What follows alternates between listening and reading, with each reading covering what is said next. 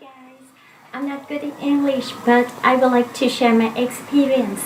This is the patient that I helped yesterday, and she already go to see the doctor and found that she got some injury in her eyes. There's no, there's some injury, and she was so thin. You can see her bone here. She was so thin. So the doctor let me feed her some food. This is not Cerelac because some bird will die if they eat Cerelac. This is the baby food and the food for the injured, the sick food. And there's some medicine for her. Now we have to feed her because she don't eat food, so we have to feed food for her until she feels better and eat by herself. When we would like to feed the bird, we have to use this.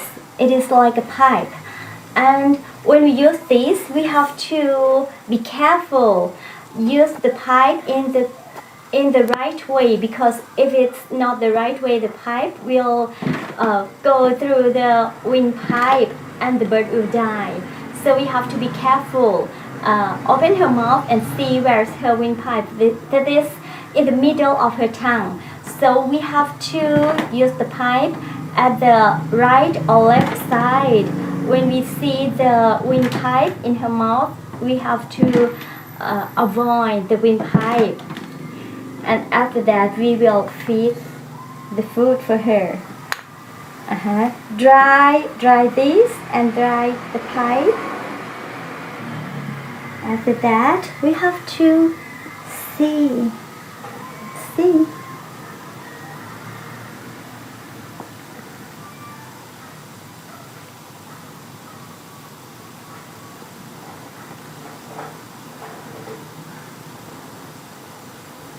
Okay, I can see her windpipe.